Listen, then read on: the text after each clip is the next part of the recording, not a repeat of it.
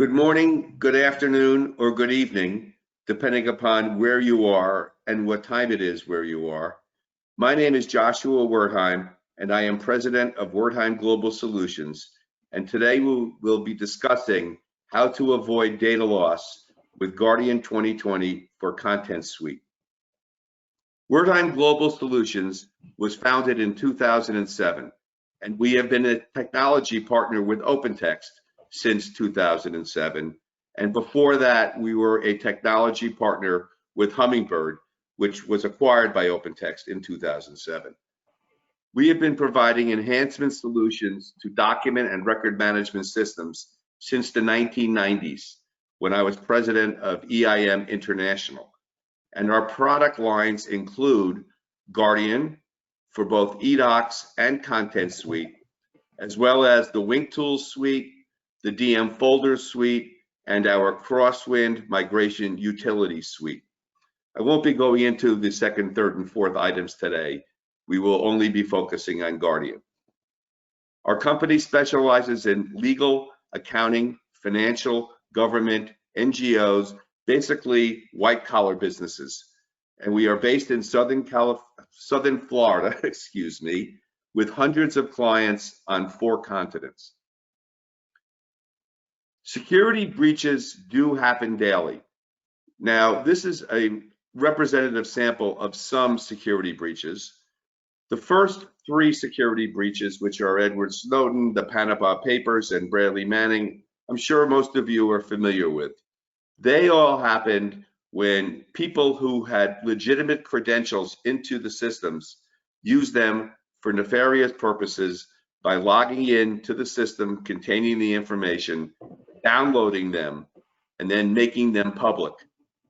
The fourth one, the Democratic National Committee, is an example of someone who was phished within that organization, and by using the phished credentials, were able to download and publish hundreds of thousands of emails written by various people within the committee.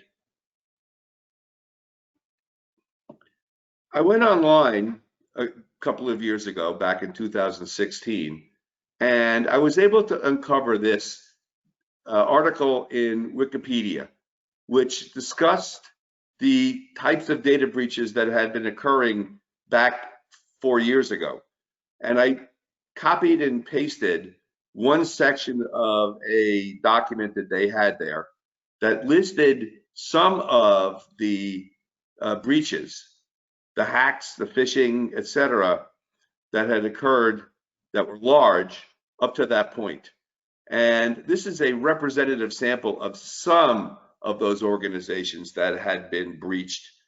But this list includes only those breaches that occurred because of inside jobs.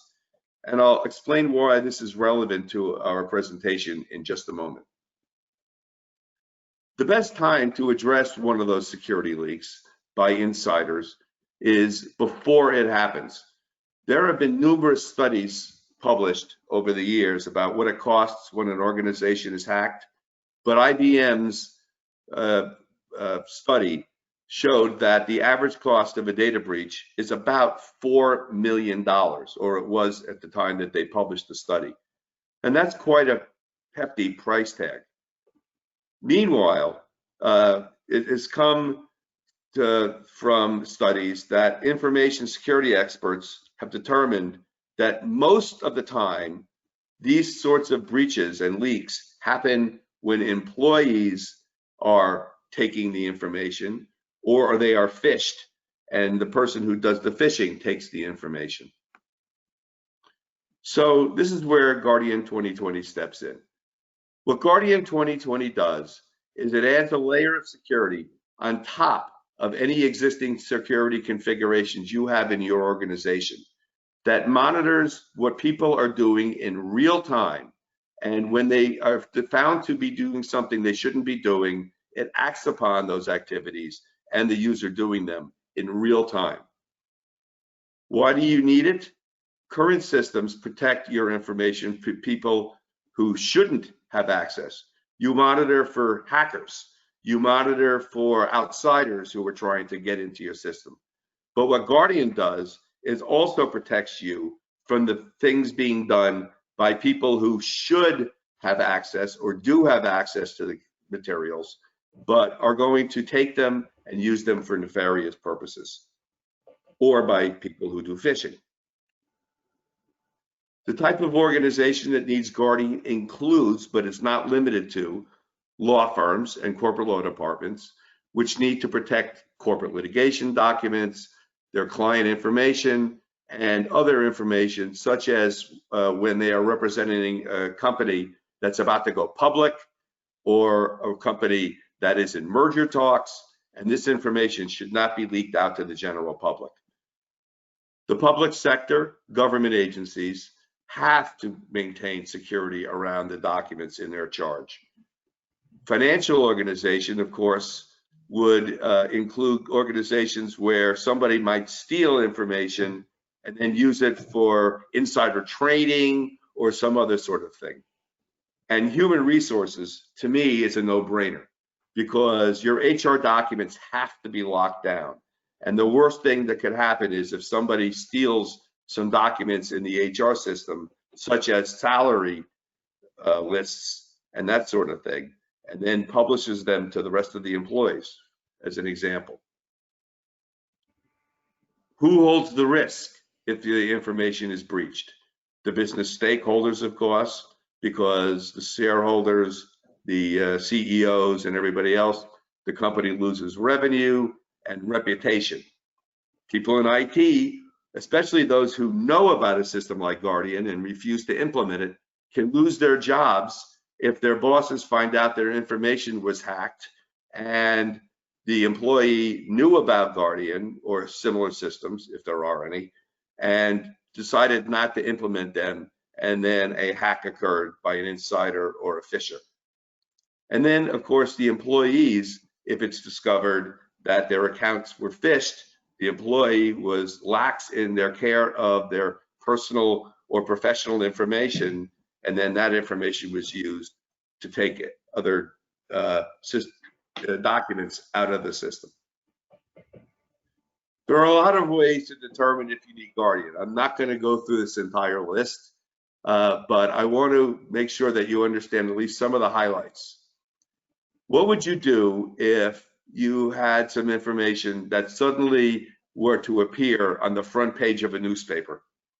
I have a client in Europe, I won't mention their name, who the customer had a situation where a disgruntled employee published some emails going back and forth between the principals of the organization that was disparaging their biggest client, and that made the newspapers. So we don't want that sort of thing happening in your organization. So that's a clear reason why Guardian 2020 might be useful. What would it do to employee morale? What would be the cost and legal fees and fines if documents were to be exposed, et cetera, et cetera. There are lots of good, valid business reasons for you to implement a system such as Guardian 2020. So what does it do for you? It monitors activities that people are performing in the system in real time. The information it's monitoring and then compared against rules that are established within Guardian that identify the threshold of a monitored activity, which I'll explain in more detail later, the person or member of a group that the rules should apply to, and what action should be taken when a threshold is breached. As of now, we have two different actions that can be taken. We can send notifications out to various people in your organization when a rule is breached, and we have multiple levels of a notification, as I'll explain in a few minutes. And this is the big one, we can disable the user's account if a rule is violated to a certain level. So there are some enhanced features in Guardian 2020. We have something called predictive thresholds, where Guardian compares what a user is doing compared to what they normally do. So perhaps you have a person that normally does a lot of discovery production in your organization, and they normally download or search for 1,000 documents a day or an hour or 5 minutes. All of a sudden, they're downloading 20,000 in an hour. You might want to investigate why all of a sudden they have increased their volume of that particular activity in such a short amount of time, for such a short amount of time. And perhaps it's nothing. So you can just let them continue to work. And Guardian allows you to say, if a certain number is reached, send a notification. If that number is acceptable after investigation, then the firm can just say, fine, let the person continue to do work. But however, let's say that they exceed the threshold by 3 times that amount. And at that point, you might tell Guardian that the rule says to disable their account until you have investigated to determine whether what they're doing is legitimate. Guardian also has unlimited number of thresholds per rule and unlimited number of notification levels. Older versions of our software had 2, now we have unlimited.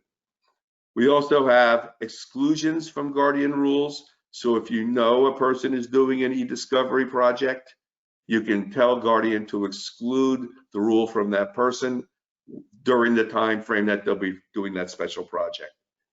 And we are coming out with, although it's not available today, library analytics that provide a comprehensive picture on how the library is being used. As far as rules are concerned, we have multiple structures of those rules.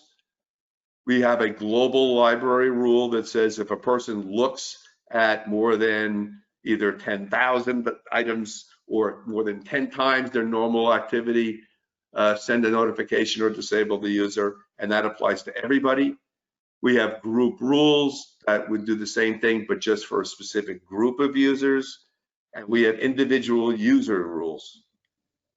A future version will be coming out also with metadata rules. So we can set a rule that says if someone is constantly doing something like secure documents only, apply the rule. So we have 2 different kinds of thresholds. I may have mentioned them earlier, but they are predictive thresholds and static thresholds. Static thresholds allow you to determine a number of times a person performs a specific activity before you send an alert or disable the person. So you can say if a person looks at 10 documents in an hour, send a notification. If they look at 20 documents in an hour, send a notification to somebody else. And if they send 30, if they look at 30 documents in an hour, disable their account, as an example. Where we really are powerful is with our predictive thresholds, which I have mentioned earlier, but let me explain them in a little more detail.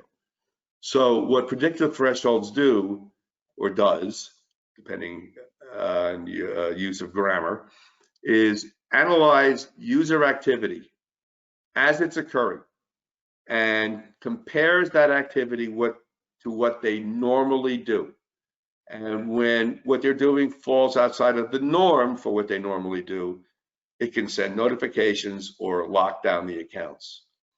So as an example, let's say that if a person normally looks at 15 documents in a day, and all of a sudden, and this is a bad example in real life, but this is how we're going to demo it later. If a person normally looks at 15 documents in a day, and all of a sudden they exceed that by 50%, we could have a trigger of a notification occur to send a notification to a user or group of users, whichever you prefer. However, if they double the amount of times that they look at documents in that hour, a second trigger could be executed, which notifies a different account. So perhaps the first account goes to the person's boss, and the second notification goes to the security officer. That's an example of how you can use different notification groups to send different notifications at different levels. And then when they exceed that normal threshold by 150% in that hour, it could trigger a third notification or disable the person's account until you investigate what the heck is going on with this user all of a sudden looking at so many documents. Here is the login screen. One login can get you into either our content server version of Guardian or our eDocs version of Guardian. And if you have a mixed environment, you can manage both from the same place. This is an example of some of the rule creation screens. Brent will show you these in more detail later, but we wanted to give you a taste of what they look like. The difference between us and our competition is that we can stop the attack. And the question we always like to ask is, would you prefer to know that a person is doing something while they're doing it, even if it's at midnight on Saturday? Would you rather wait, in the example of Edward Snowden, until the material ends up in the Guardian newspaper after the person has left the country and gone to Hong Kong to meet with that Guardian reporter? That's the difference between Guardian 2020 and other systems. This is an example of the disabled user screen. Again, Brent will be showing this to you in a few minutes. This is what the library analytics screen will look like. Right now it works in the eDoc system and we are porting it over to the content server system. This is an example of an email notification that gets sent when a rule is violated. This is an example of a text notification that can go to a person's smartphone when a user has exceeded a threshold. We have multiple email notifications depending upon all sorts of criteria, and won't go into a lot of detail on this right now, but you can have different email information on different levels of notification, of rule violation, excuse me.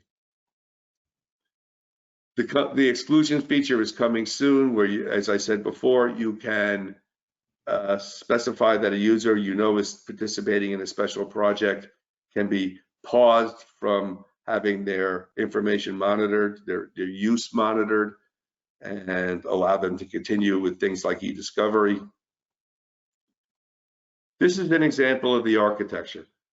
So there are basically two parts. There is the information that we work on the SQL server, where we store the Guardian tables, the triggers, stored procedures, and a service. So there's a service that runs on the SQL server.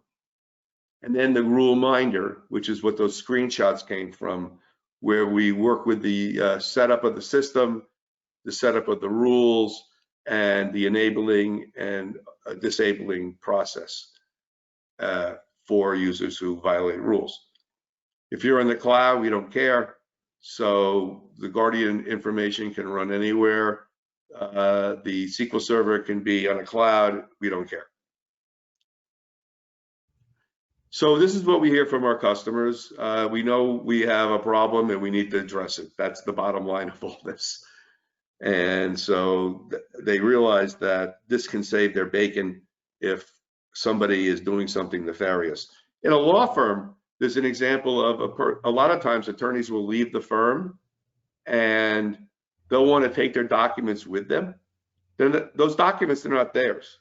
They are the property of the law firm itself or the clients of the law firm. So when a lawyer says, I'm leaving the firm, and 2 nights before at 2 o'clock in the morning, all of a sudden they start downloading what they consider to be their documents, that's a great use for Guardian.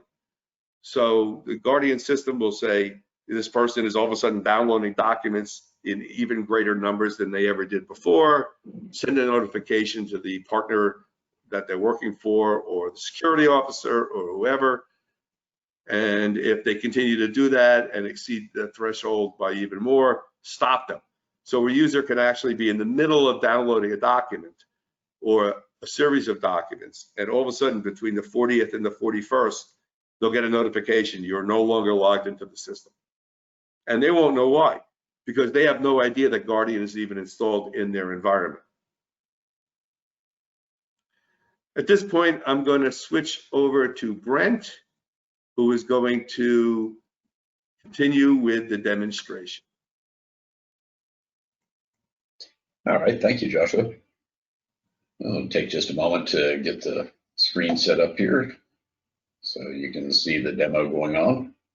And this is the Enterprise Manager for Guardian 2020. And this is where the rules are created, where you set up the users and the groups for notifications, and where you go in to re-enable users once they've been disabled.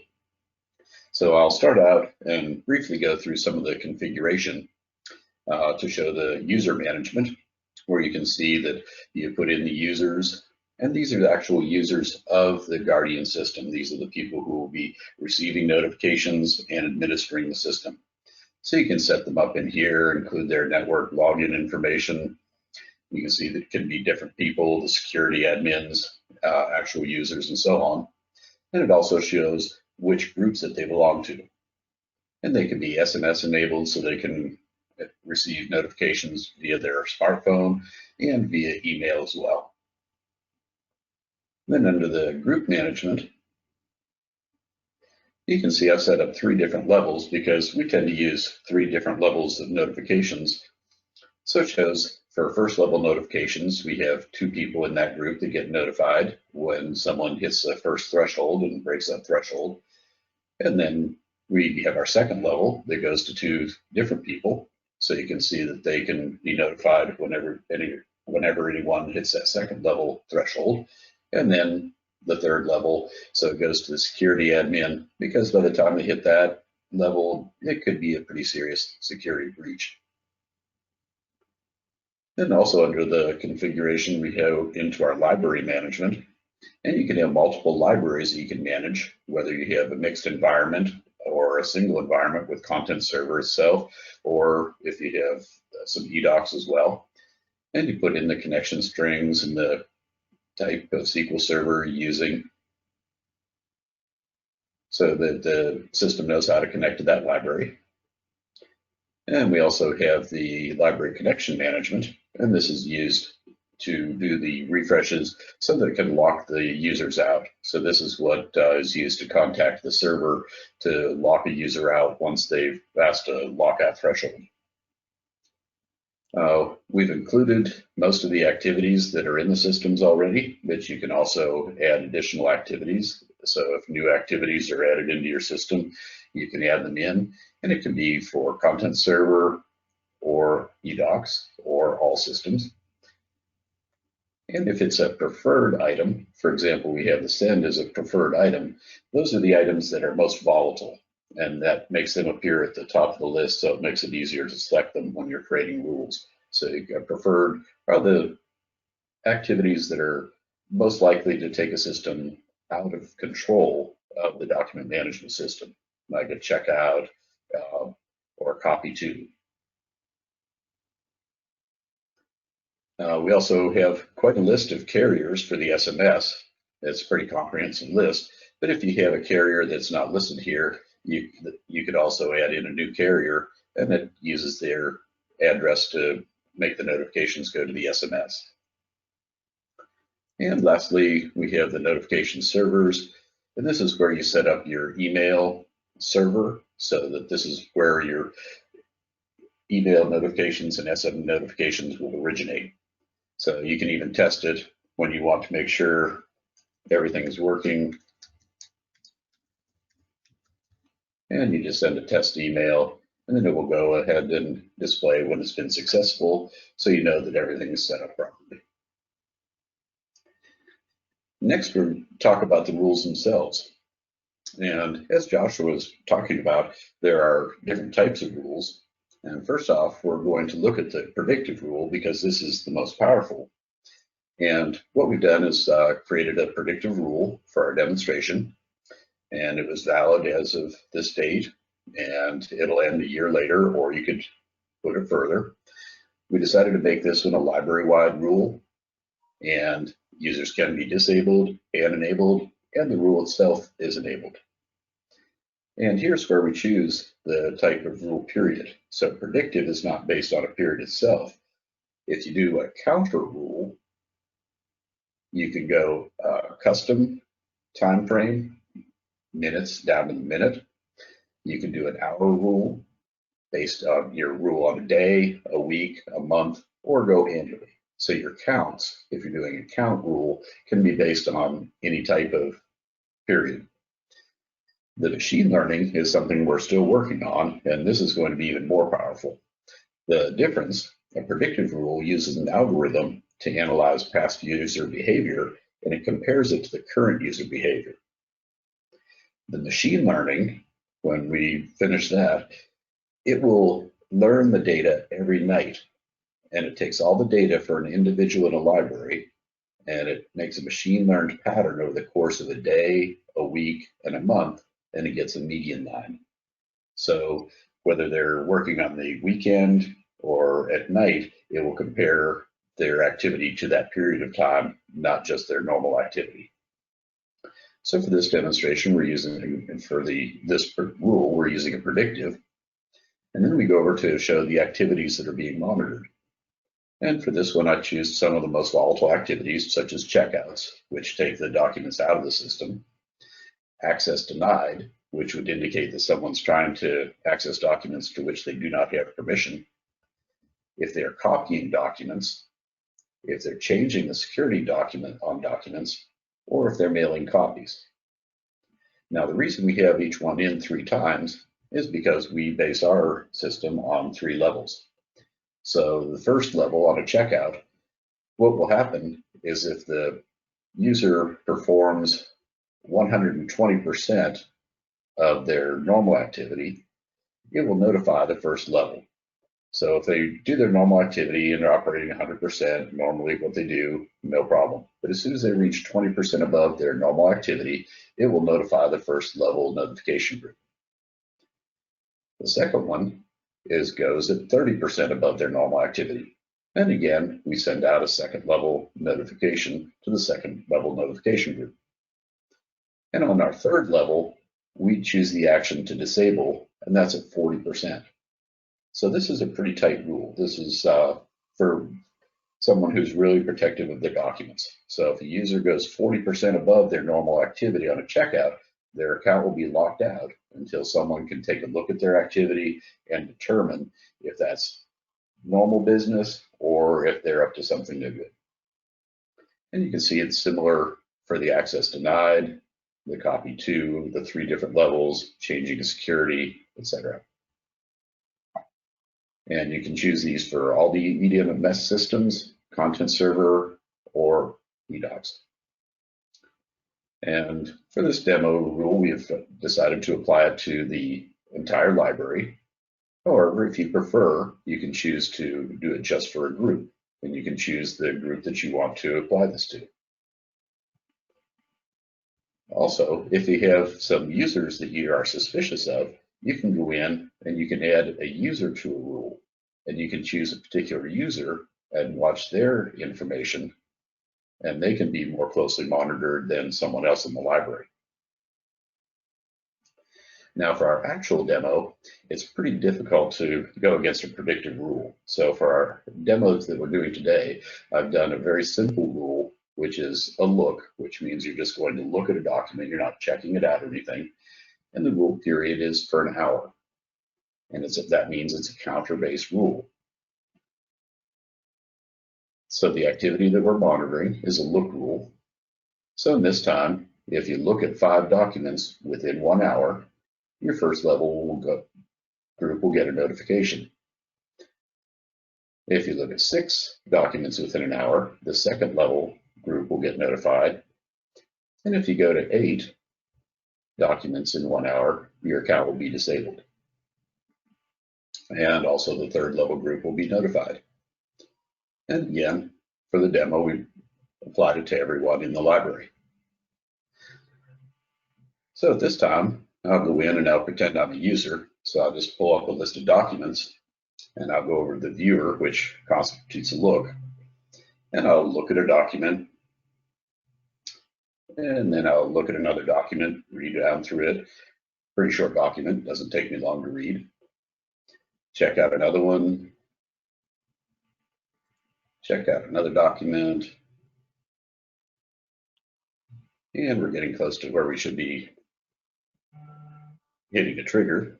And my phone just buzzed, so that tells me that a notification went out. So let's check our email and see. Sometimes it takes a minute for the email to come through. There we go.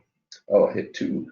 Let's see. So I must have looked at over 5 documents, must have looked at 6 documents. So first, we get a look that the library rule has been exceeded. It tells who the user was, what the rule name was, and which library it was in, and then what date it happened. And then it shows the last documents that I was accessing. So you can see here's the ones that kicked it off today. We have documents from previously. So you can get an idea what documents this user has been viewing. And then there's a secondary notification. And then we go back in and the user continues on working because he doesn't know anything's going on. So he's going on and opening up documents.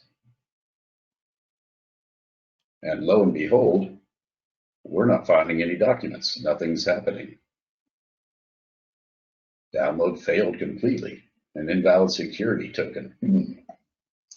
So the user, again, still doesn't know why they can't see the documents. But down here, we'll go back in and go back to our inbox.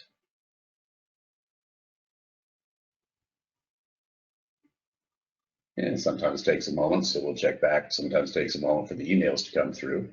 So we'll go over to our disabled users. This would, once you get the email, you go in and look at your disabled users, and you can see that this user has looked at documents.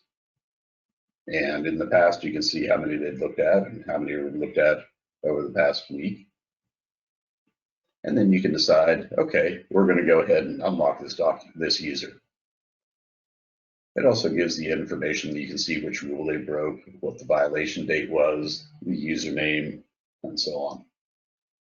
And my phone just buzzed. Let's see if the email has come in over here yet. Yeah, it takes a moment. So we're going to go ahead and unlock the user. And then the user is back in. And their account is back working, and then they can continue to see documents again.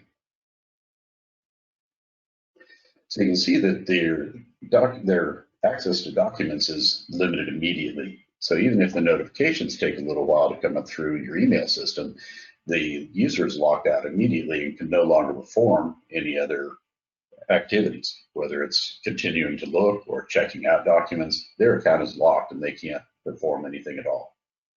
So that's the real power of Guardian. It doesn't matter if anybody's awake. You know, the Edward Snowden example that Joshua spoke of, he was working in the middle of the night and his bosses are probably asleep, and who knows if anybody got the email, but it didn't matter. When they get up in the morning, they can see the notifications on their phone or in their email and go in and check and find out this user's been disabled, see what kind of documents they've been viewing, and then take the necessary action. So this gives you a lot of flexibility. You can create the types of rules you want. You can include the activities that you want to include, and you can choose which groups are going to be notified when those thresholds are broken for the rule. And Josh, that pretty well wraps it up on as far as the demo side goes. So if you have any closing comments or anything. Well, I first of all want to thank all of you who are still here and who participated in today's event. I'm leaving up, or Brent and I are leaving up on the screen, our email addresses.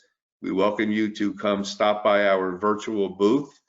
And if you would like to see a live demo yourself or have us show it to anybody else in your organization, please feel free to contact either Brent or myself. And with that, thank you very much and have a wonderful rest of the day, night, evening, breakfast, whatever. Take care.